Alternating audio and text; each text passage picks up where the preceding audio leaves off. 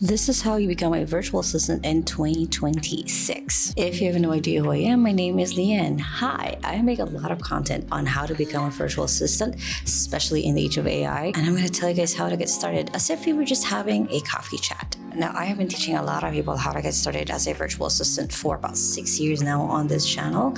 And here are the top ways that if I were to just chat up with you in a coffee shop, how to get started. The first one is do a skills assessment of yourself. Now, there's a lot of different types of virtual assistants. It's kind of become this little thing where everyone kind of has a specialty or what they want to do. So right now, go ahead and go through your history, your background as a person, your resume, if you have a resume already, if you're a student, what were you good at school? And that's essentially where you start, is you start going through what were the things that you enjoyed doing, or what were the things that people asked you to do for them. So for example, for me, that was writing. I was never actually a virtual assistant myself, but I did almost every other job though. But for me, that was my first thing, was I enjoyed writing. So when I started working online at 15 years old, I was ghostwriting for other people's blogs. So that was kind of the easy entryway for me. So whatever that is for you, as you're getting started on this whole journey of becoming a virtual assistant, that's the first thing you do, is you do a skills assessment on yourself. If you have no idea what kind of virtual assistant you can be, upload your resume, or create a resume first, but upload that resume into ChatGPT, into any AI for that matter, and just ask it the question of I'm trying to become a virtual assistant. What type should I be based on my resume? Whether or not you have any experience being a virtual assistant, as long as you have some sort of experience in the past, you can easily apply it into becoming a virtual assistant. Now, next thing you're going to do is you want to figure out who you want to work for. And this is something that essentially, what kind of client or what kind of industry do you want to work in? Different people will have different preferences. People who have nursing backgrounds will try to look for health care professionals, basically. People who have more of an accounting background may look for accounting firms to be a VA of. So whatever that is, whatever that means for you, try to think back of what kind of industry have you either had experience in before, what do you want to go into, or what is something that you already enjoy doing. So for example, if you are someone who loves travel, maybe work with travel influencers. If you are someone who loves music, maybe become a VA in that space as well. So you can look at your hobbies and things you're already interested in, because you have the key insight that not a lot of people who is outside of that industry would know. As a really good example, I started out working in this publishing company, and because I do love books, I love reading books all the darn time, then it was so easy for me to go into that industry, because that was something that was familiar to me, of how publishers market, how books get basically picked and published. That was something that was super interesting for me, and that was the one career that kind of catapulted me forward through everything else. Next is, as you've chosen your skill and your industry of who you want to work with, and basically what are the skills that you're bringing to the table, try to figure out what the problem it is that you are solving. And what that basically means is, as any person who has a career as a job, you are solving a problem that a client has, or the company that you're applying for has. That's why they need to hire you. So for example, if you are a social media manager, the problem that they have is either consistency or just visibility for their work.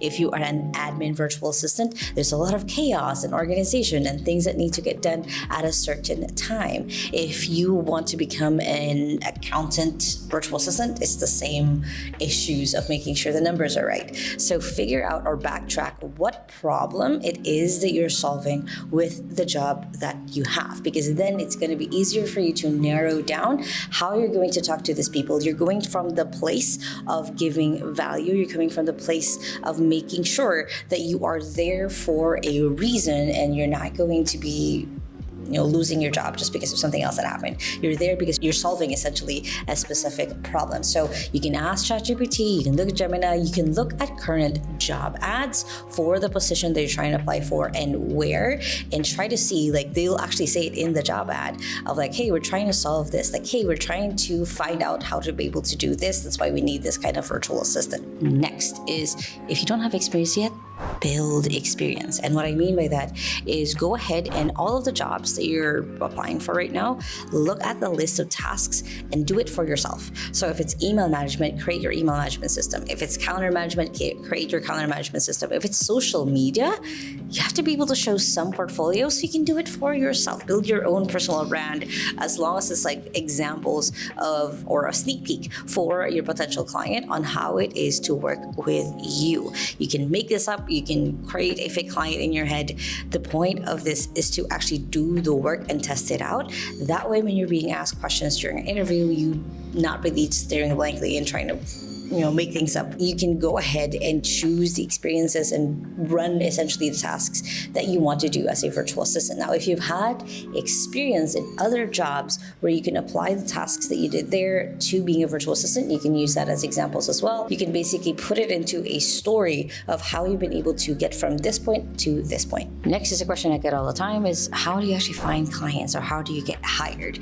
And honestly, there's a ton of resources online, and I have a couple of videos myself on this channel of where to get clients and how to get clients, so you guys can check those out. But essentially, the too long did not read version of that is just Google it. There's going to be a lot of job hiring places that you will just see with just a Google search. You can look at admin virtual assistant hiring or social media assistant hiring. So you can just use those on Google and then start going through the list. There's going to be parts where it's LinkedIn, where it's going to be an Indeed. If you're Filipino, it might be onlinejobs.ph, or it might be on my Nemo. Whatever that is, there's going to be already positions for the role that you're trying to become a virtual assistant for. So then it's just doing the research and finding out if they are aligned to the kind of assistant you want to be. Again, the industry that you're in, the skill that you're bringing to the table, the problem that you're solving, that all comes to fruition here. Next is to actually just start applying. Now, what I recommend is a few things. One is you customize your resume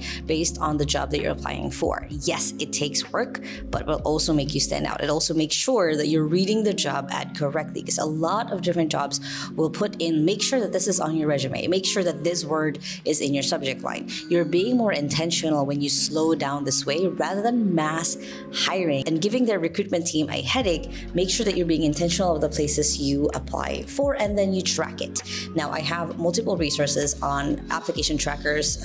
I'll put some in the description below, but basically you want to track where you're applying for so you can follow up. And that's essentially the next step is you apply, do it intentionally, and then you follow up. You follow up with these people, because that follow up usually is kind of your make or break. Sometimes your resume just got lost. Sometimes they just didn't get your email. Sometimes it lands on spam, and it does happen. So following up is one of the key ways that you are making sure that you show up in the best way on their applicant board, whatever it is. Next is hopefully you've passed through their initial screening. You're getting to the interview. You want to prep for the interview in the best way. There's a few ways that you can keep this in mind, but a thing that I totally made up when I started coaching a lot of virtual assistants how to do it is to use the PEC method.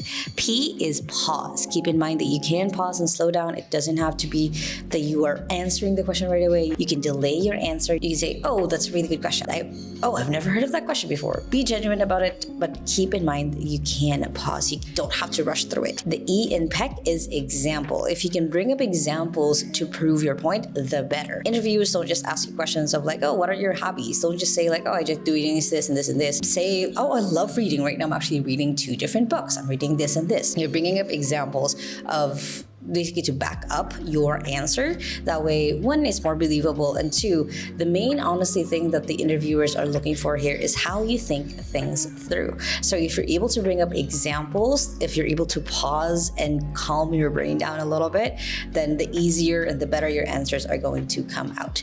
The C is having a central point. A lot of the time, and I've done I think 1,000 interviews now at this point for people for different positions, is they ramble. And that's a common thing that I see, because they're very nervous, they're very scared. They're talking to someone who will make or break their career or start their career. But when you don't have a central point, when you blabber on, it's going to be really hard for the interviewer to understand where it is you're going. And it is also a little bit of a preview of what it's like to work with you. Now, even if you aren't a person who is a blabber, but you're just really, really nervous, the interviewer will see that basically as kind of a preview of, again, what it's like to work with you. So have a central point. Even if you do give a lot of examples, go back to the central point, whatever that is. And the last one in PEC is knowledge, is making sure that you have studied up on the person or the company that you're applying for. If they have a couple of videos, if they have social media posts, and if you can audit as early as now how you can help, even better. If you're becoming a social media assistant for them, give them examples of like, hey, I looked at your guys' stuff. This is essentially where I think we can help or work with you.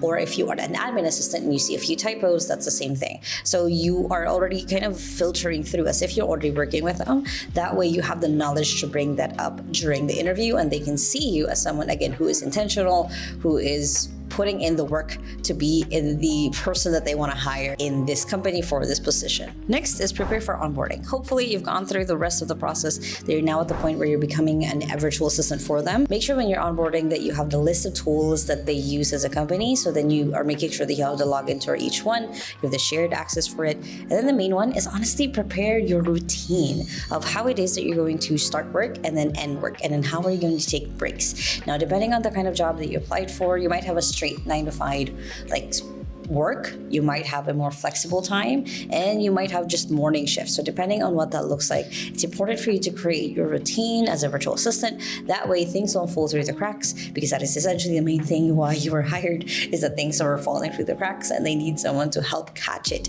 or make sure that they don't fall through again. So keeping yourself organized, doing time blocking, finding out basically what productivity pathway works for you is going to be one of the key things that will help you keep going forward. Now, becoming a virtual assistant doesn't have to be this big, difficult, scary thing. That's why I've created Ava, which is my AI for virtual assistants community. You guys can join that below. And I don't know if you guys caught it, but I didn't have a script this whole time. I was just thinking of if we were in a coffee shop, what would be the piece of advice that I would give you so then you can get started as a virtual assistant in the next year. Now, if you guys like this video, make sure to hit the thumbs up button right there. Comment below what kind of a virtual assistant you want to be. I would love to know, and any questions you might have about this whole path and journey. And if you still haven't yet, make sure to hit the subscribe button right there so you don't miss any of my videos every Sunday on how to become a virtual assistant, especially with AI. And if you want to grow a business with AI, I do have a second channel for that right here. And check out the latest video right here. I hope you guys have an amazing day. And remember that small steps matters. And I'll see you in the next video. Bye.